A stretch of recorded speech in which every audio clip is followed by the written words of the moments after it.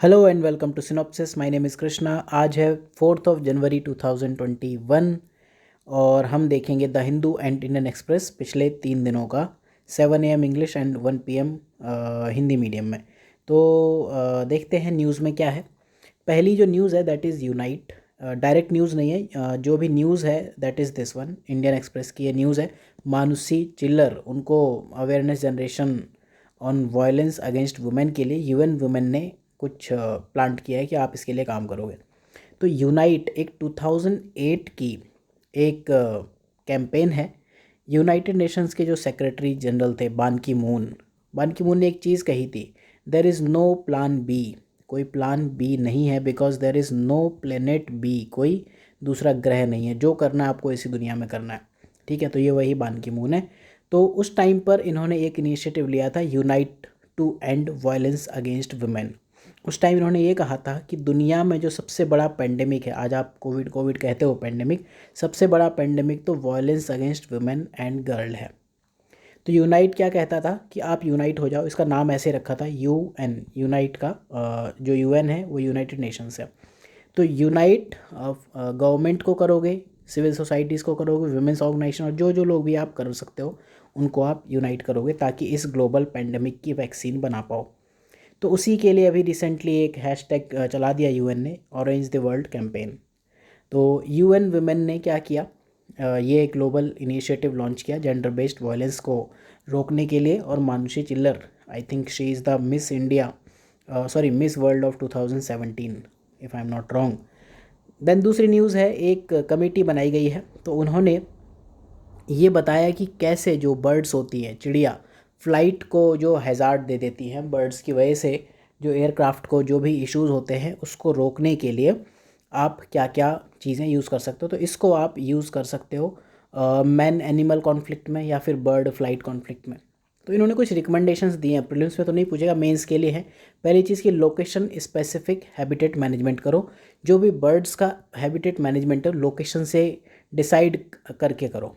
ठीक है, आपको क्या करना है कि जो अट्रैक्टिवनेस ऑफ साइट्स है, एयरपोर्ट की जो अट्रैक्टिवनेस ऑफ साइट्स है उसको रिड्यूस करना है।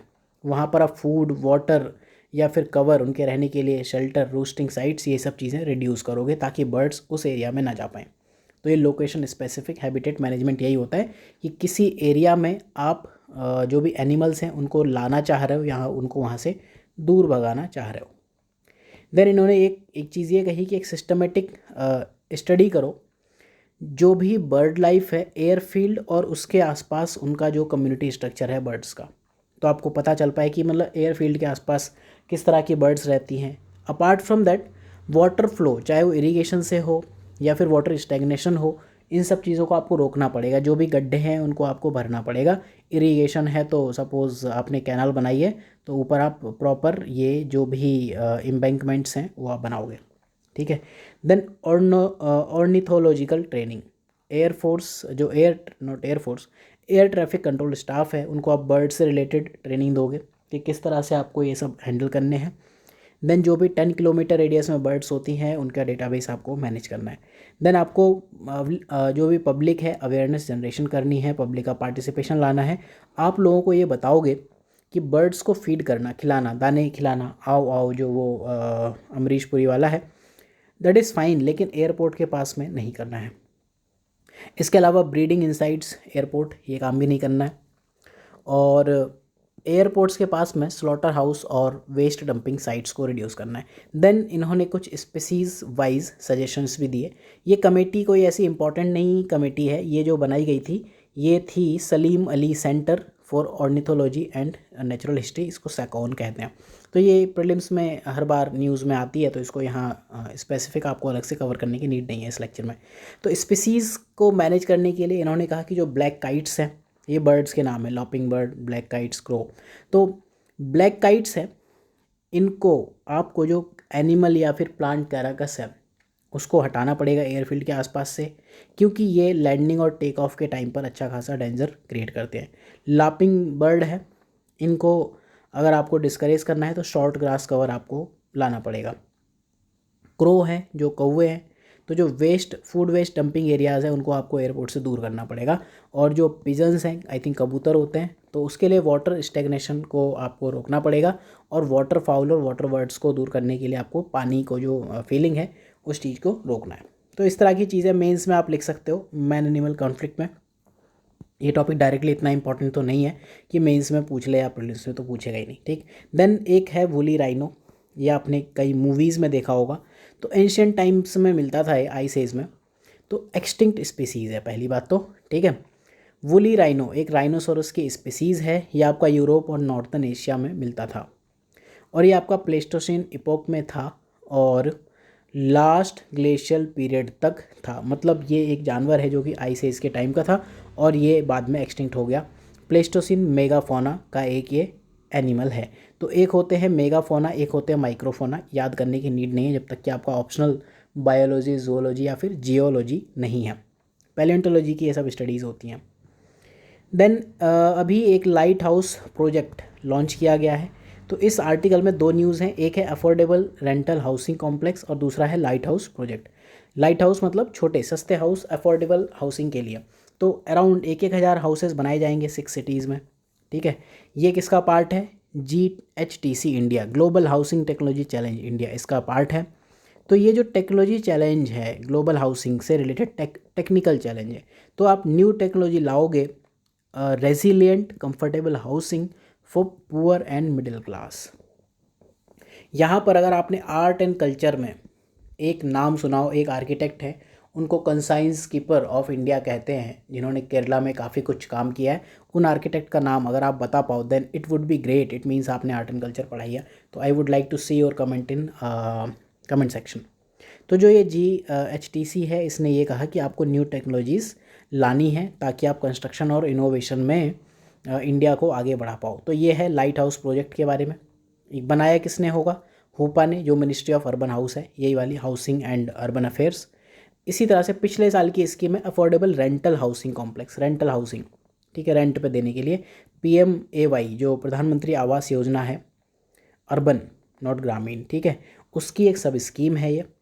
और ये स्पेशली बनाई गई थी अर्बन माइग्रेंट वर्कर्स और पुअर जो कि इंडस्ट्रियल सेक्टर में या फिर नॉन फॉर्मल अर्बन इकोनॉमी में भी रहते हैं। स्पेशली जो सिटी के गरीब लोग हैं, चाहे वो वर्कर हों या नॉर्मल पुअर हों, उनको चाहे वो नॉन वर्कर हों या फॉर्मल इकोनॉमी में हो या नॉन फॉर्मल इकोनॉमी में हो, फाइन, उनके लिए है। तो इससे क्या होगा कि डिग्निफाइड अफोर्डेबल रेंटिंग हाउसिंग मिलेगी close to their work place. Dignified article 21 से आप इसको रिलेट कर सकते हो।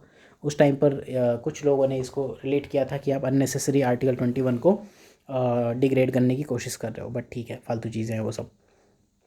देन असम ने क्या किया कि उनकी एक जो रामसर साइट है असम की, सिर्फ एक है देवपार बील, वहाँ पर उन्होंने क्या किया कि कम्युनिटी फिशिंग रोक दी, अथॉरिटीज़ ने रोक दी और वहाँ पर CRPC के सेक्शन 144 के अंडर ये ऑर्डर लेके आ गए। That is fine.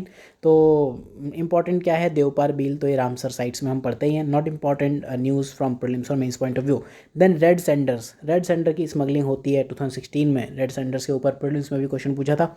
Near threatened है, इसको रेड सैंडलवुड भी कहते हैं, साउदर्न ईस्टर्न घाट में मिलता है, इस एरिया में मिलता है इंडिया के। सपोज़ ये इंडिया है, ये गुजरात है, तो यहाँ पर मिलता है इस वाले पार्ट में, ठीक है। रेड कलर है और इसकी वुड एरोमेटिक नहीं है, ठीक। जो ये सैंडर है ना, सैंडलवुड, चंदन, ये जो कर्नाटका जो मैसूर और वीरप्पन वाले जो जंगल हैं उनके चंदन से अलग है। उसका नाम होता था सेंटलम सैंडलवुड, उनसे अलग है ये, ठीक है। और ये चाइना, जापान, यहाँ पर इसकी अच्छी खासी इज्जत की जाती है रेड सैंडर्स की, क्योंकि काफ़ी सारे फर्नीचर और फलाने ढिम की चीज़ें बनाई जाती हैं, म्यूज़िकल इंस्ट्रूमेंट। देन इंडिया ने क्या किया कि जो कोरोना वायरस का न्यू स्ट्रेन है उसका कल्चर कर लिया, ठीक है। तो कल्चर की अगर आपको डेफिनेशन देखनी है तो यहाँ लिखी हुई है, culture is the process of this. तो ऐसे ही न्यूज़ मिलती है हमेशा जब भी इन न्यूज़पेपर्स में आती है। तो culture is the process by which cells are grown under controlled condition. Lab में आप ग्रो करोगे, आप कहो भैया आप वायरस को इनकी कल्चरिंग क्यों कर रहे हो, इनको आप पैदा क्यों कर रहे हो, तो वायरस से ही वैक्सीन्स बनती हैं। अगर आपने देखा होगा लाइव वैक्सीन्स या एटेन्यूएटेड वैक्सीन्स, वहाँ पर वायरस होते हैं। अगर आपने एक चीज़ ऑब्ज़र्व की हो तो जो पोलियो है, तो वायरस ड्रिवन पोलियो, ये काफ़ी ज़्यादा इंपॉर्टेंट होता है, ठीक है। वायरस ड्रिवन पोलियो वैक्सीन, ये सब चीज़ें भी बनती हैं, ठीक। तो ICMR ने कहा कि हम ने सक्सेसफुली आइसोलेट कर लिया और कल्चर कर लिया न्यू वेरिएंट ऑफ SARS-CoV-2 का, फाइन। तो अगली न्यूज़ देखते हैं, दैट इज सबरी रिवर, ये एक सेक्रेट रिवर है, गोदावरी रिवर की ट्रिब्यूटरी है। देन पोलर सिल्क रोड, ये इंडियन एक्सप्रेस का आर्टिकल है। पोलर सिल्क रोड क्या है आपको ये पता होना चाहिए। North east passage, north west passage और सेंट्रल पैसेज आर्कटिक सर्कल के चारों तरफ है। 3 economic centre north America, east Asia और वेस्टर्न यूरोप को जोड़ता है। इसको अगर हम देखें तो चाइना का जो OBOR है, one belt one road project है, उसी का एक्सटेंशन है। OBOR के पार्ट है 3। पहला पार्ट है आर्कटिक रूट जो कि बेल्ट एंड रोड इनिशिएटिव, इसको BRI भी कहते हैं, ठीक है। वन बेल्ट वन रोड या BRI एक ही चीज़ है। दूसरा ओवरलैंड रूट है, तीसरा मैरीटाइम रूट है। तो अगर आप ये फिगर में देखो, रेड वाला है आर्कटिक रूट, ओवरलैंड रूट ये है जो लैंड के थ्रू जाता है, चाइना से Kazakhstan, then Moscow, then ultimately यहाँ तक रॉटरडैम तक जा रहा है।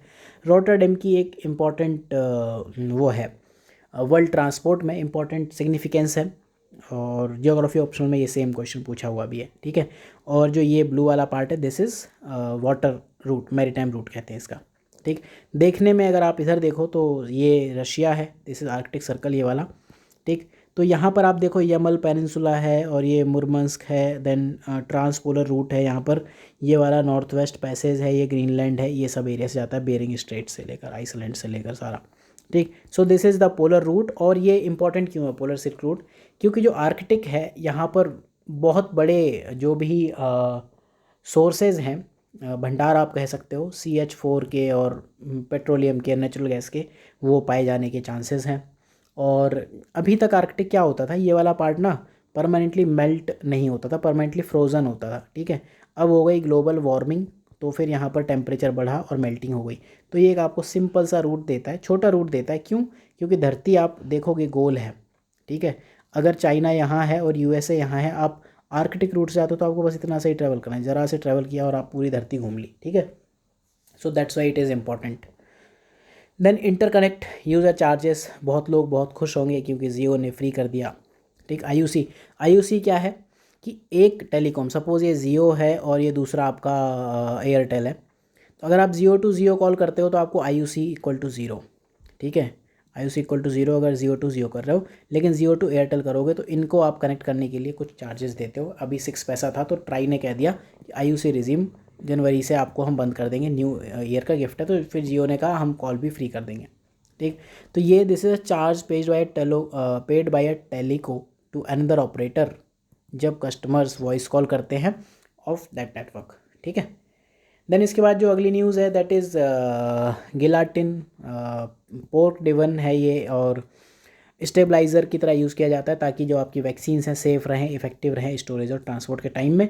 तो कुछ इसका ये इस टाइप की हरम वैक्सीन इस टाइप की चीज़ चली है, तो not that important. So thank you for your time. जो भी सिनॉप्सिस है इसकी वेबसाइट है, वहाँ पर आप जाकर कोर्सेज देख सकते हो। And content if you will see, तो यहाँ पर content of this full current affairs of December 2020, इसका एक लेक्चर भी था अराउंड 1 आवर 12 मिनट का, तो वो अपलोड कर दिया। कंटेंट टॉपिक वाइज है, 36 पेज का पूरा करंट अफेयर्स है, और इसके बाद हिंदी का I will also upload. So thank you for watching, मिलते हैं अगले लेक्चर में, तब तक के लिए पढ़ते रहिए और ध्यान से रहिए।